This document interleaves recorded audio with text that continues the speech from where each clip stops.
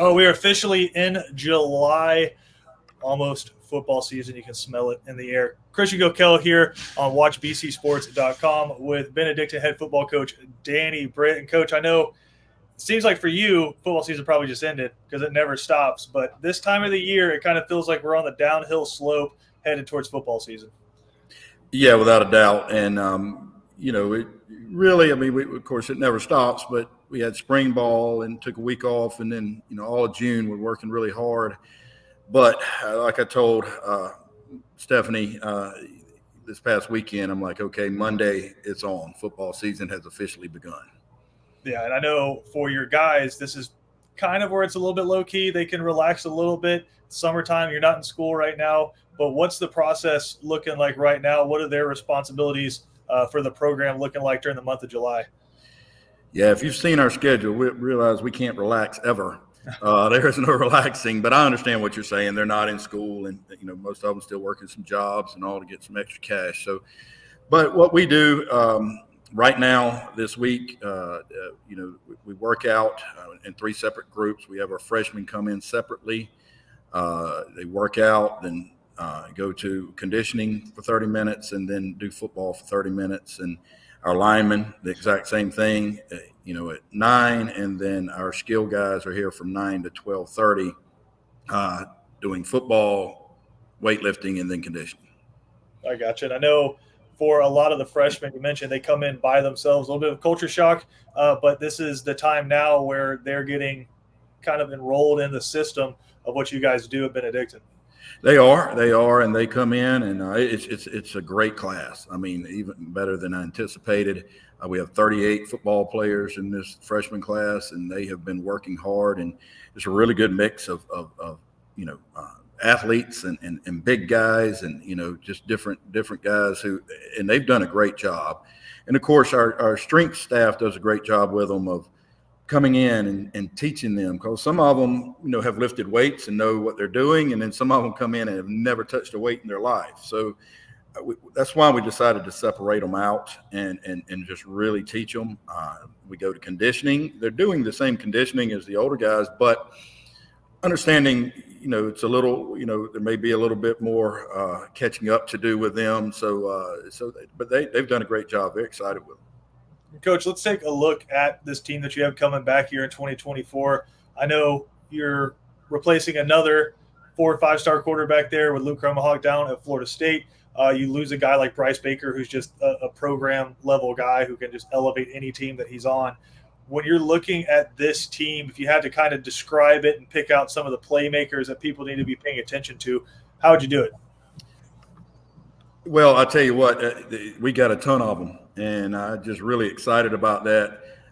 We got a ton of guys that can make plays. I think, first of all, it's going to start with line play, as all football does. And, we've got some tremendous guys,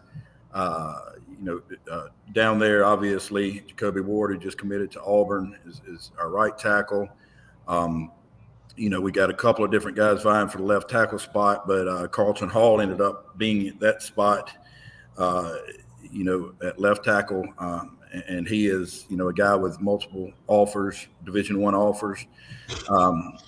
Ralph Scroggins is back at guard, very, very good football player for us. Lawrence Rivers back at center, be his 3rd year starting, and just has done a great job for us. A number of guys vying for the next guard spot. At the end of the spring, it was Blake Maxheimer, who's a big kid who's done a good job for us over the years. So, we're just really, really good there. The playmakers offensively, you got a trigger man who's another really good one.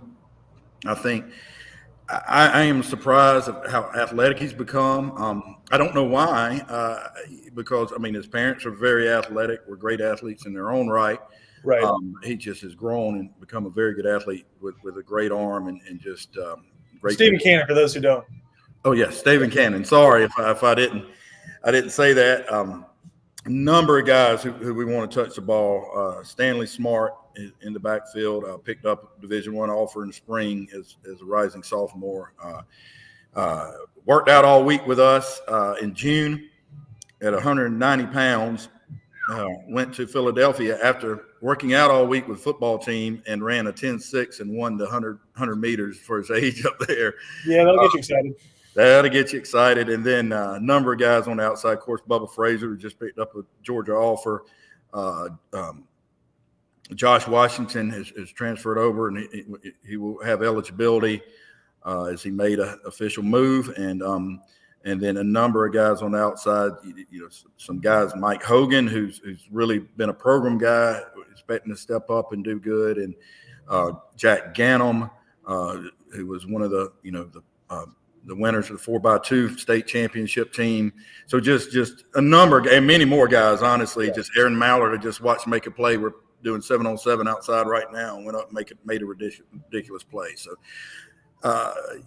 we go over on defense, and again, it goes back to the line play. You got Cameron Cody with just a major Division I type guy who will be anchoring that down with Paul Thompson, a huge kid who will be a senior, and then a number of guys at the linebacker spots. Of course, third, Scroggins being one who just committed to Miami, and then you get into secondary, and we have a number of guys. Zach Maxwell. Right. We're looking for another great year from him. JoJo Sutton, who was ineligible last year because he moved from another school and played JV. We're really excited to see him play. He's a great player. Mekhi Williams is back. Wyatt Estabrook, who has unbelievable talent, and we look forward to seeing what he can do, along with a number of other guys. I want to stay in that secondary for a second because you mentioned a lot of names who have played a lot of snaps and then a lot of guys who have a lot of talent. Defensively for you guys, I know – moving to that 3-4, now been in it for a few years now, but having those four guys over the top that can really cover, that allows you to get pretty creative with that front seven. It does, and I think Coach Houston is excited about that. I think the best thing for us right now, we have a number of guys who can rotate in. So we you can, a guy isn't getting it done, the next guy can do it, and there's great. That's a great way to motivate, but also, if we do have an injury, it doesn't fall off so bad. Really excited about those guys and them being able to play. We struggled at that a little bit last year, and that's why, I won't say that's why Luke had to play. He just is so good. Yeah. It's hard not to get him out there in big games, but we feel like we've got a little bit more depth this year than we were able to have last year. Now, flipping it back over to the offense, I mentioned Bryce Baker a little bit earlier. We've had guys like him, like the Zaquan Bryans in the past, where it's if the offense is kind of clunky and nothing's working, there's a whole spot on the play sheet that just says, hey, how can we get this person the ball? Who do you think that is this year, or do we know yet? Bubba Frazier. Okay. When all else goes wrong, you're looking up at the OC in the booth and you're going, hey, we got to get to Bubba Frazier. I guarantee you, Coach DePhillips will have a set of plays that are Bubba Frazier. And, we got to get him the ball. Cats run 4.3s and 4.4s. Right. He's just different. He's also the type of kid that you trust. He's really smart. He cares about it. I'll tell you the type of kid he is. We had a kid who's a very good player for us. He missed yesterday, and he was coming up a little late today. And he went over there and said, "Hey," he went and got on him, not like yelling and screaming at him, just like, "Hey, we need you to be better than this. We got to be on time." That's the type of kid he is. So trust is, and it's really good when a guy you can trust can run a 4.4. We'll take 4.4 any day of the week. And good parents there as well. Great parents. Frazier, and just talking about a guy like him, we've seen the speed in the past. If he gets in the open field, it's over. What have you been on him about, though, working and trying to develop this offseason? You want to be on? I'll be perfectly honest with Bubba. I'll tell him to take some days off. Okay. He works hard. Like I said, I think you met his dad. He's great. You see why Bubba is the way he is. His dad is on him and pushes him really hard. And Bubba loves to work, man. And he'll work with us, all 4 days. Then he'll go to a camp. Then, camp Friday and Saturday. Then Sunday he's out at the park working. And I'm like, every once in a while, buddy, it's okay to kick back, watch some movies, go be a kid a little bit. And but he loves to work. And, it's hard to beat that. Absolutely. So honestly, I haven't really said, hey, you need to get better at this. Of course, he wanted him to spend time in the weight room like everybody else and put on as much muscle as he can, because you're gonna see him all over the place. 100%. And then going back to the quarterback cannon, we've seen the live arm, right? You do the drills before the games every time, and it's just kind of like showing off a little bit. You let the quarterback spin it a little bit and see those tight spirals. But he's a guy who can put it any place on the field, but just watching him, and then with all the playmakers that you have, what's the style going to be this year? It's his first time. It is a brutal schedule. What do you think the style of play is going to be at the quarterback position? Well, I think it's going to be fun to watch. Stephen is being very coachable right now. Coach DePhillips is really, really coaching him up. Coach Phillips is a great offensive mind. If anybody isn't aware of that, and I think it's going to be similar, but I think you're going to see him, be able to pick some people apart, and what I think could be surprising to some people is how well he can run. Okay. So he can really roll. He was a member of the 4x1 team that got state runner-up. So he can really roll too. So closer to Luke than Holden is what you're saying. Yeah. I mean, I think he's a good mix of both, to be honest with you. But yeah, he's more he's a runner like Luke. You held your breath a little bit when Holden ran the ball, right? I did. I did. Now, he could run it, and what we found, certainly, a little bit later in his career, is it was good for him. You played football. You remember the nerves and all that, and you're like, oh, man, I just don't feel right. And then that first hit, you're like, okay, it's on. Feels great. Yeah, we're just playing. Just going to get popped a couple times. Right. And I think he was the same way. And he, so we started just calling some runs for him, letting him take a hit or two. I mean, he's a big body in great shape, and he would be ready to play. He would be better. He would calm down, and I get it. It makes sense to me. Well, I want us to keep that in mind. Just getting hit to get ready. So just keep that in mind. We're gonna play a couple commercials here, pay some bills. We'll come back and we're gonna just have that at the top of our mind. Getting hit to get ready. We'll be right back. Bowtie Barbecue has always been a work of passion. It takes time, skill, and a blend of perfect temperature, wood, smoke, and meats. We just took it up a notch. Taste the passion. Bowtie Barbecue, 6724 Waters Avenue, Savannah.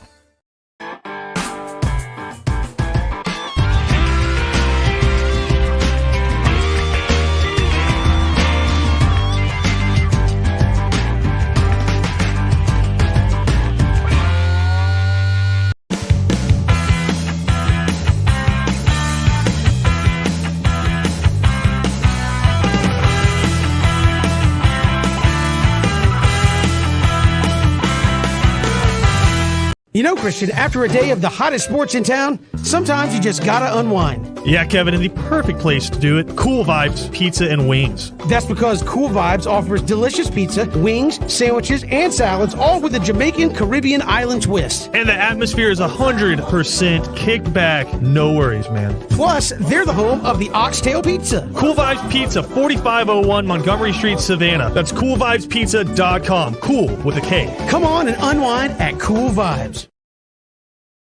All right, welcome back. That said, we got to keep something in mind, and that's getting hit to get ready. Coach, you guys have scheduled that out about as well as you could have.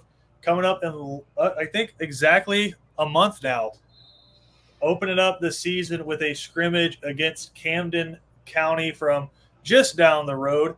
Now, it's a team that is replacing a coaching staff. Had one of the best ever to do it in the state of Georgia, just retire there in Camden County. But it's a team that they're going to have about 20 dudes that are 6'4", about 240, that can run. They're going to have size all over the place. They're going to have speed all over the place. And they're a team that is used to winning, one of the premier programs in the history of the state of Georgia.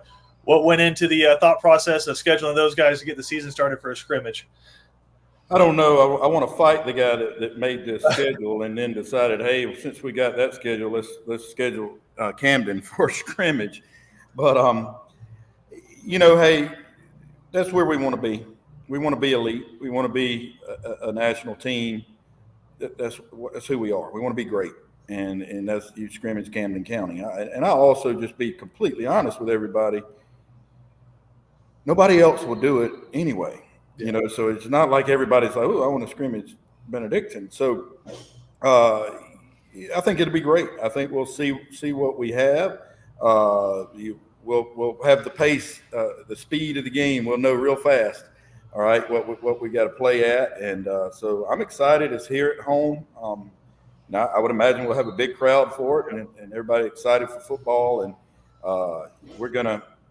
Right now, we haven't worked out all the details. We'll probably play the starters the first 2 quarters. I think we're going to go red jersey on the quarterbacks, and then start working in the third and fourth quarter, the second team to the JV. I know in the past, forever, they've been a flex bone kind of team with some spread elements put into it. With the new staff down there, do we have an idea of what they're going to look like offensively? We talked about it a little bit. I don't have a real idea. I will get it before we, as we get closer, as we get to actual practices. In fact, I get to give them a call and let's, kind of put everything in writing, work everything out. But I'm not exactly sure what they're going to be. We were just talking about that in the coach's office. Looked up and we had 5 people are requesting film from us like 4 and 5 months ago. And my opinion on that is like, what are y'all doing? Why aren't you looking at other people? I am dead focused on my guys right now. Yeah. I don't really worry about anybody else. I want to focus on my guys being the best they can be in every aspect. And then as we get closer, then we'll start trying to scheme up stuff.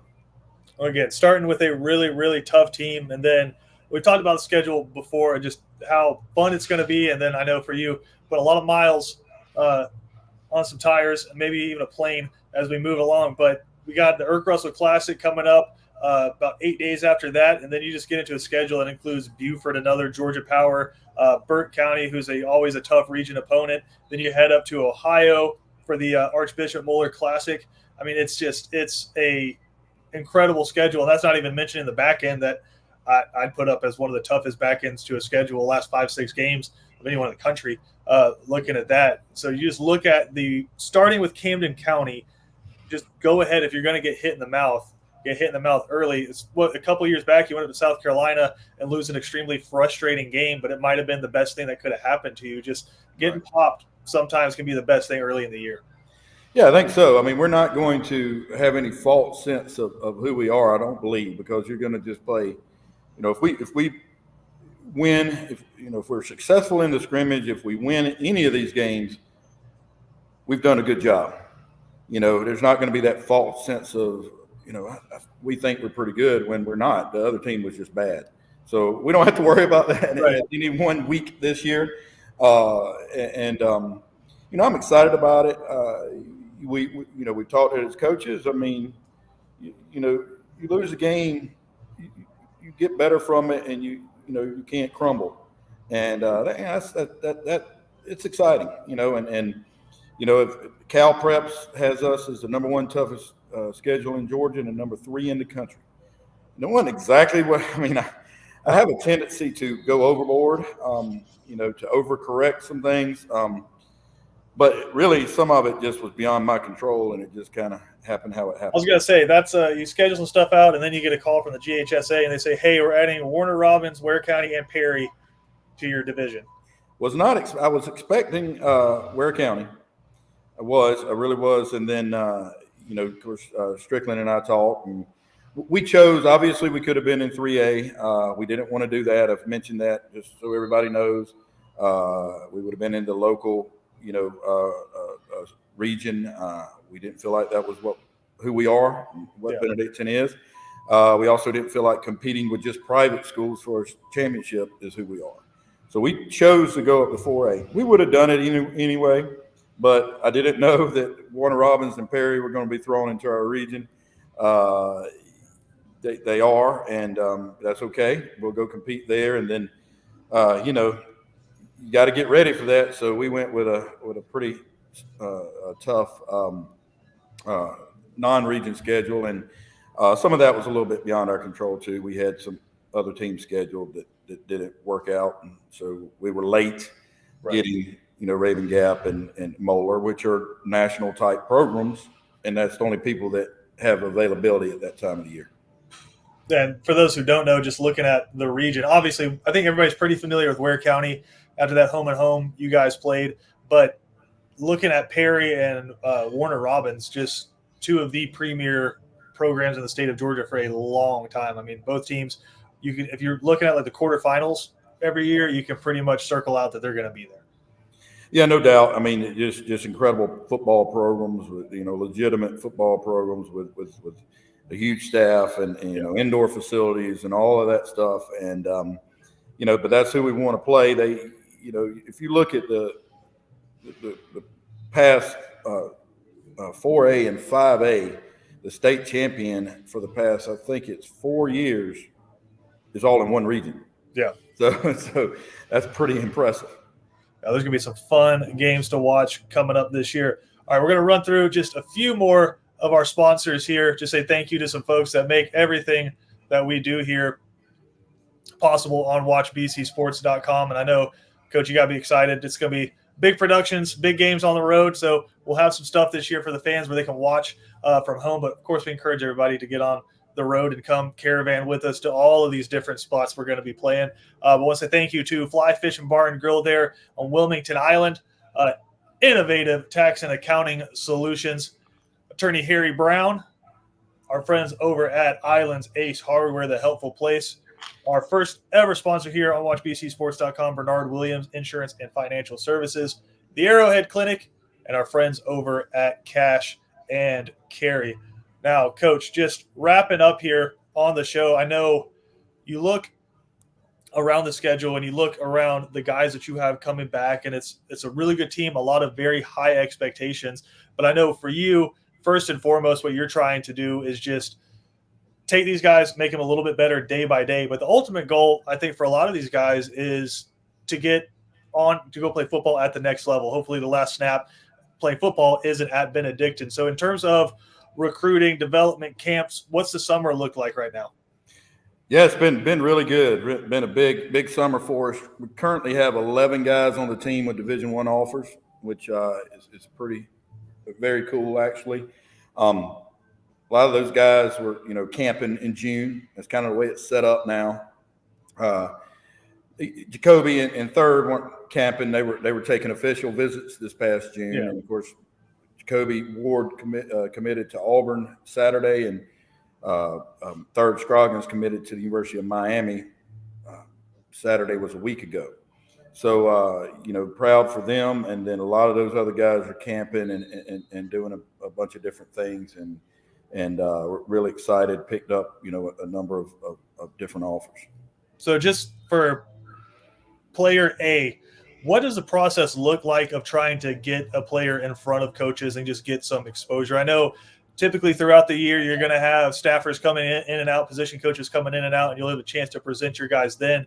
But for the guys that maybe they're not coming in specifically looking for that guy, but he's got a chance to go play maybe Division II or Division III football, what's the process look like during the summer of trying to get them some exposure? Yeah, well, first of all, it started in spring. We had 75 different schools come through this spring, and we had spring practice. We had a number of those coaches were at spring practice. So they were able to sit and watch. We'd have prospect lists, sheets, sitting out there ready for them to look along with the schedule so they could follow along. And so a lot of that happens then, and they kind of see the kids. Honestly, with the type of program we have, with the exposure we've gotten, people are going to just come.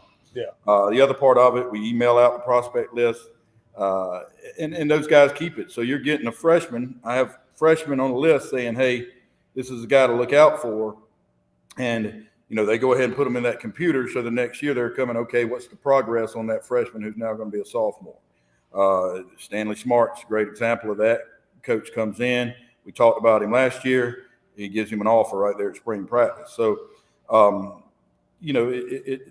that's kind of the process. We had a number of guys, ready, big time colleges. University of Tennessee quarterbacks coach, one of them that saw Stephen Cannon at a spring practice as the backup and said, we're going to keep an eye on him. Well, they're very excited about him. And I think if he, does well the first game or two, he'll get an offer from them. So it's a continuous building process for them. But then basically what it's turned into now, they camp, certainly their sophomore and junior year in June.